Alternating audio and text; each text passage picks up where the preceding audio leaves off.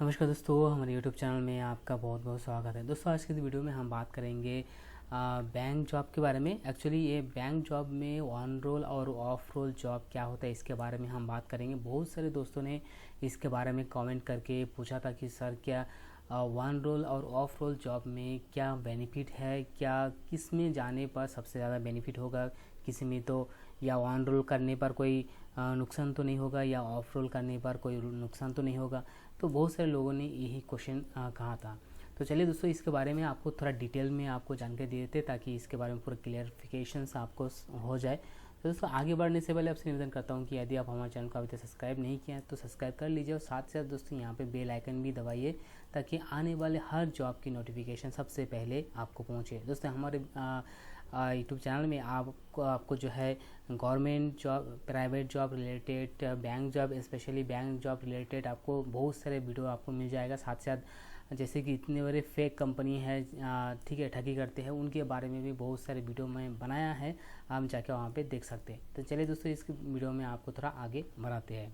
On roll या of role job का अंतर क्या होता है, ठीक है, दोनों का अंतर आपको बताएंगे। सबसे पहले दोस्तों आपको ये बेनिफिट आपको बता देता है कि benefit for the on roll और ऑफ रोल जॉब क्या, ठीक है। तो यहाँ पे मैंने मेंशन किया है कंसल्टेंसी, जो कि आप थर्ड पार्टी कंपनी भी कह सकते हो, जिसको यहाँ पे ऑफ रोल जॉब कहते हैं। और डायरेक्ट कंपनी, कोई भी डायरेक्ट बैंक हो, उसको डायरेक्ट कंपनी में यदि आप जाएंगे जॉब करने के लिए तो उसको आपको ऑन रोल जॉब कहते हैं, ठीक है। ये तो आपको क्लियरिफिकेशन हो गया।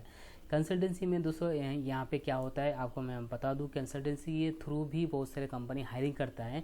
और मान लीजिए कोई बैंक है, ठीक है, तो बैंक में बहुत सारे पोजीशन होता है, जैसे कि कस्टमर केयर है, उसके बाद डेटा एंट्री है, फॉर्म फिलिंग का काम होता है, ठीक है, छोटे मोटे बहुत सारे काम होता है वहाँ पे।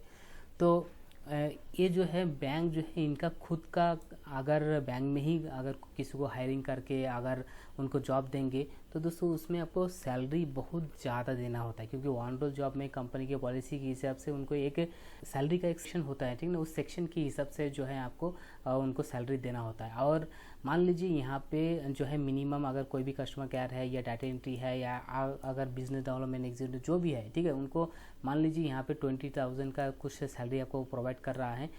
अगर यही कंसल्टेंसी वाले क्या करेंगे, यही प्रोजेक्ट, ठीक है, यही कस्टमर केयर का प्रोजेक्ट या डाटा एंट्री का प्रोजेक्ट आपको जो है कंसल्टेंसी या थर्ड पार्टी कंपनी लेके यही काम इन लोग करा के इनके अंदर में बहुत सारे बंदे को रख के उनके द्वारा काम करवाते हैं।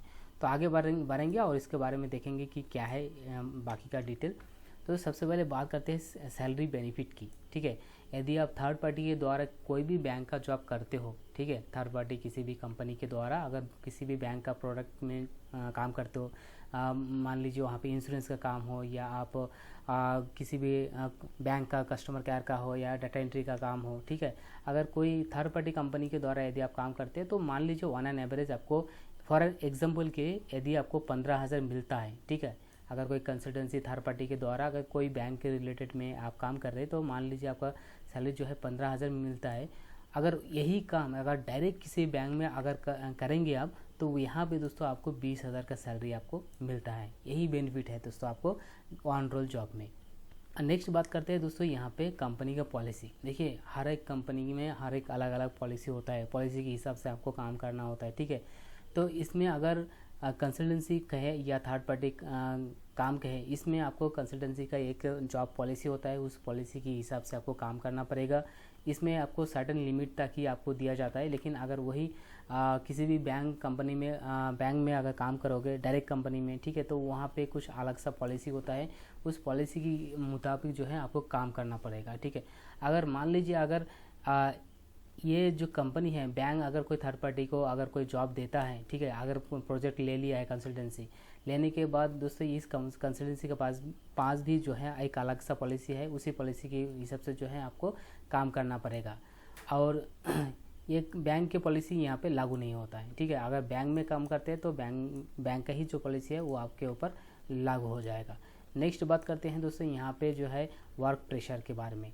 अगर वर्क प्रेशर के बारे में बात करते हैं तो हर एक कंपनी में वर्क प्रेशर बिल्कुल होता है। लेकिन अगर किसी भी थर्ड पार्टी कंपनी में आप काम कर रहे हो कोई भी बैंक प्रोडक्ट के ऊपर, वहाँ पे जो है आपका वर्क प्रेशर ज़्यादा होता है। क्यों ज़्यादा होता है वो भी मैं आपको बताऊंगा। और डायरेक्ट कंपनी में काम करेंगे तो ये मीडियम रहता है, ये भी मैं आपको बताऊंगा क्या है। देखिए, अगर किसी भी आप डायरेक्ट कंपनी में काम कर रहे, किसी भी बैंक में आप काम कर रहे हो, हमारे मार्केट में बहुत सारे बैंक हैं, ICICI bank, HDFC bank, axis bank, Muthoot bank, ठीक है।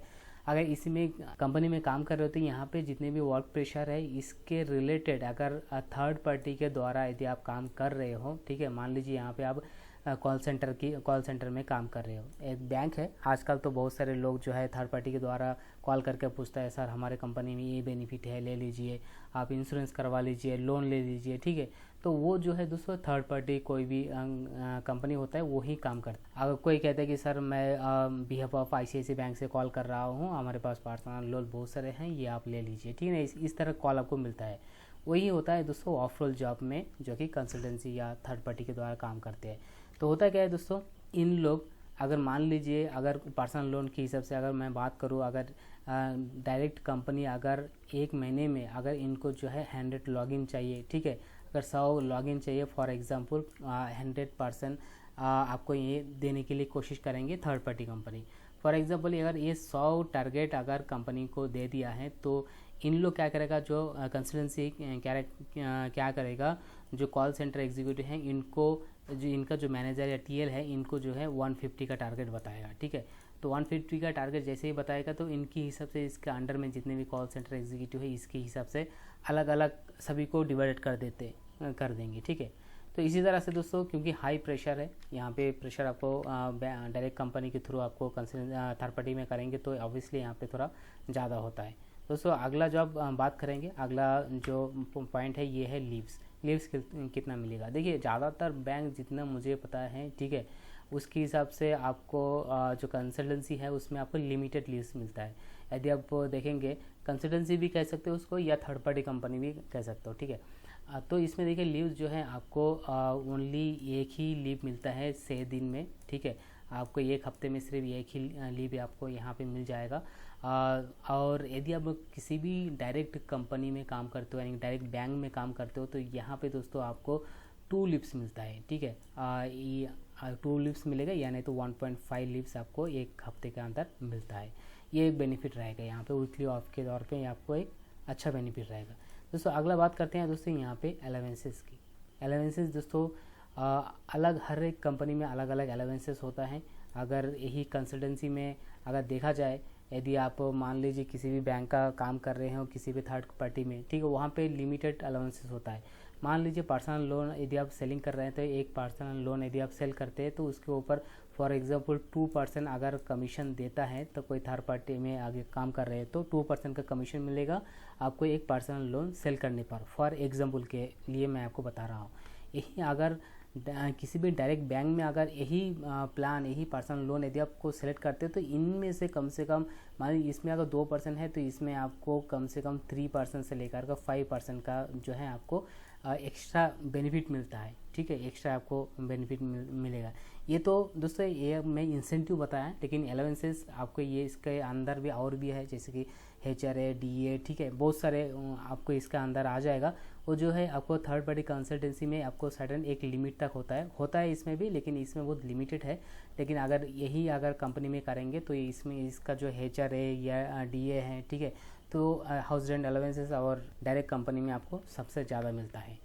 दोस्तों अगला बात करते हैं दोस्तों परमानेंट जॉब के बारे में। तो क्या ये परमानेंट जॉब कह सकते हो, जो भी आप थर्ड पार्टी में काम कर रहे हो, किसी भी आप कंसल्टेंसी के अंदर काम कर रहे हो, तो उसमें आपको नॉट श्योर मैंने इसलिए लिखा क्योंकि देखिए जब तक आप डायरेक्ट, इन लोग क्या करेगा, जो पार्टी है इन लोग जो है आपको प्रोजेक्ट लेता है, ठीक है। मान लीजिए बहुत सारे बैंक हमारे साइड में है तो उन बैंक से प्रोजेक्ट लेगा। कौन सा प्रोजेक्ट? कॉल सेंटर का प्रोजेक्ट, डाटा एंट्री का प्रोजेक्ट, ठीक है, वो प्रोजेक्ट लेगा। कितने दिनों के लिए वो कह नहीं सकते। एक बार जो प्रोजेक्ट लेता है 6 मंथ, 1 ईयर, 2 साल, 3 साल, 4 साल के लिए ऐसा प्रोजेक्ट इन लोग लेगा।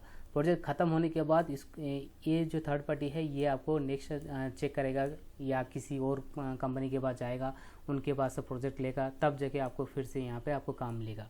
तो मान लीजिए यदि आपको काम इनको नहीं मिलता है तो जो कंसल्टेंसी है या थर्ड पार्टी है इन लोग जो है बंदे को निकाल देते कंपनी से, ठीक है। और अगर वही डायरेक्ट कंपनी में, किसी भी कंपनी में, किसी भी बैंक में आप जॉब करेंगे, इसके पास प्रोजेक्ट है या नहीं, क्योंकि कंटिन्यू खुद का प्रोडक्ट है, ठीक है, कॉल सेंटर खुद का है, तो आप यहाँ पर लाइफ टाइम तक भी काम कर सकते हो, परफॉर्मेंस आपका अच्छा होना चाहिए, ठीक है।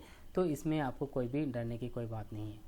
तो दोस्तों यही मैं आई थिंक मैं आपको डिटेल में सब कुछ बता दिया है, और यदि आपको इस वीडियो को और भी कुछ डाउट है तो नीचे कमेंट के जरिए बताइए, और साथ साथ ये भी बताइए कि नेक्स्ट आप किसके बारे में आप जानकारी लेना चाहेंगे। तो फिलहाल दोस्तों इस वीडियो में इतना ही है। यदि आपको वीडियो पसंद है तो लाइक, शेयर और सब्सक्राइब जरूर कीजिए।